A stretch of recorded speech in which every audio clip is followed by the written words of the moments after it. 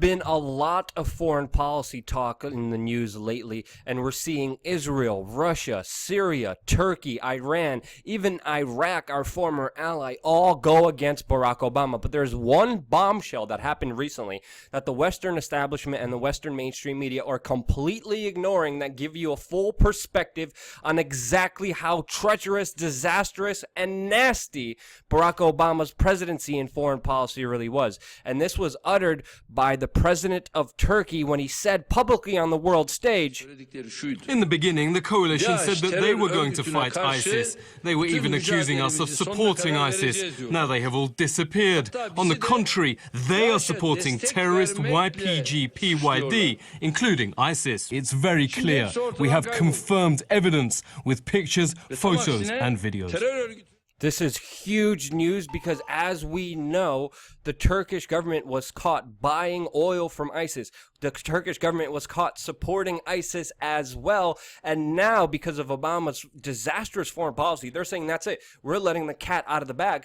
The United States is the one who financed ISIS. We have the evidence and we have the proof. This is huge news. And of course, the United States government, under the embassy of Turkey, responded with their favorite buzzword, saying that President Erdogan's statements were, quote, fake news. This is their favorite term. This is the new conspiracy theorist slang used by the limousine liberals on their high horse in order to discredit any argument. Meanwhile, there's evidence pouring in of photos and videos from eastern Aleppo showing U.S.-made weapons being found that the rebel groups, radical Islamic terrorists, and ISIS were fighting with. We covered this before. Even a year ago, there's been videos of the Iraqi military taking ISIS positions and finding U.S. military-made weapons, their technology, their ammunition, and there's video footage of them airdropping it, the United States government, to ISIS strongholds, supporting them. This is the dirty secret kept away from the American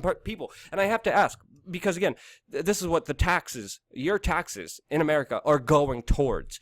Disastrous, horrendous foreign policy financing the very worst enemy that we're supposed to be fighting. This is finally all coming out into the international world stage, but it's being denied to you by the American mainstream media. What else is happening is, I'm very curious, where are the social justice warriors? We've seen them a few days ago. We've seen them when the United States State Department and establishment were running lines saying that the Syrian government forces assassinated and murdered over 80 civilians in Aleppo, on an alleged report that wasn't documented at all, only hearsay, which they had to admit later. We've seen social justice warriors all over the internet saying, pray for Aleppo.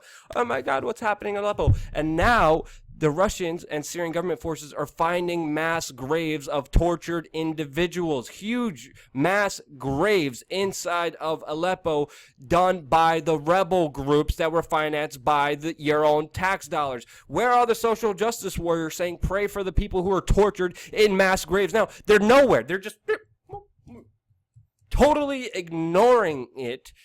Again, they were simulating fake outrage in order to manipulate the American people. But when it comes to true human rights violations that were financed by them,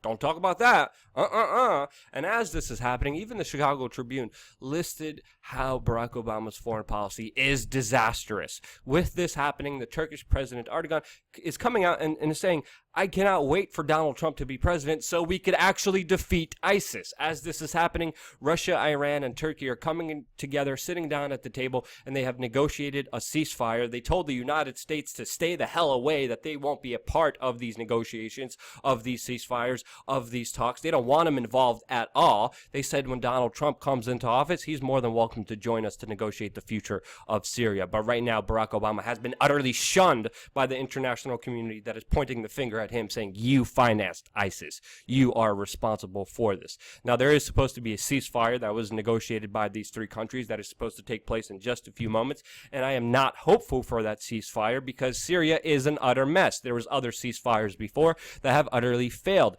What do you expect? You have CIA-backed rebels fighting U.S. Pentagon-backed rebels inside of Syria. The situation is an utter chaotic mess, and there doesn't look like there will be a prime solution to it. Now, what will Donald Trump do? Will he cater to the establishment? Will he cater outside of the establishment and work cohesively with these world powers? We do not know, but we will be keeping a skeptical eye. From right now, all the signs show that he will work cooperatively with them in order to finally defeat ISIS. What do you think? Let me know in the comments section below.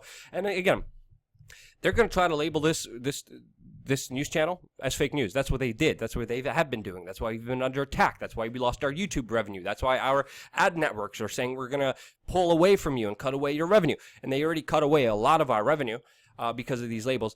The American people need to be slapped upside the head and understand that this is happening. This is a huge, greater truth.